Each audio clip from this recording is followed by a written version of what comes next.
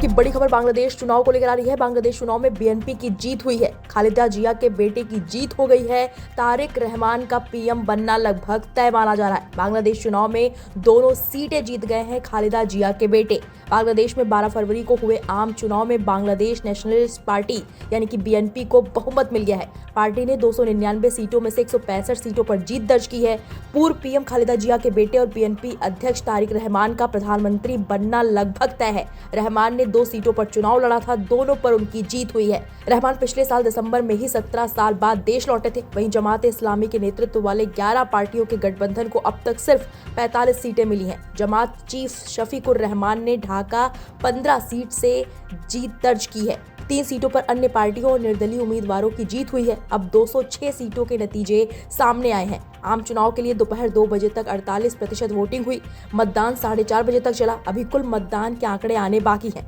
तारिक रहमान 25 जनवरी को ब्रिटेन से बांग्लादेश लौटे थे। उनकी वापसी के सिर्फ 5 दिन बाद पूर्व प्रधानमंत्री और उनकी मां खालिदा जिया का लंबी बीमारी के बाद निधन हो गया। उसके बाद बांग्लादेश नेशनलिस्ट पार्टी यानी कि बीएनपी की कमान पूरी तरह उनके हाथों में आ गई। तारिक पर 2001 से 2006 के बीएनपी शासनकाल में भ्रष्टाचार के आरोप लगे थे। 2007 में अंतरिम सरकार के दौरान उन्हें 18 महीने जेल में रहना पड़ा था।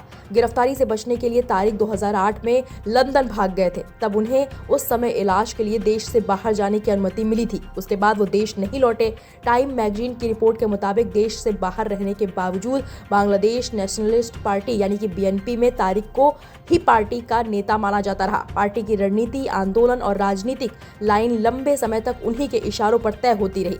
तारिक रहमान खुद को शांत, सुनने वाला और पॉलिसी पर फोकस नेता की तरह पेश कर रहे हैं। वो हर साल 5 करोड़ पेड़ लगाने, ढाका में नए ग्रीन जोन बनाने और तकनीकी शिक्षा बढ़ाने की बात करते हैं। बांग्लादेश में वोटिंग के दौरान कई जगहों पर झड़पें भी हुई।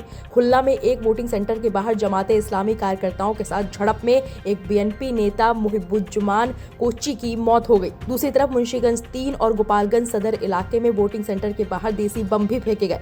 गोपालगंज सदर इलाके में धमाके से 3 लोग घायल हो गए थे। बांग्लादेश चुनाव को लेकर भारत ने नतीजों का इंतजार करने के लिए कहा है। विदेश मंत्रालय के प्रवक्ता रणधीर जायसवाल ने कहा है कि नतीजे आने के बाद ही ये देखा जाएगा कि जनादेश किस तरह का है।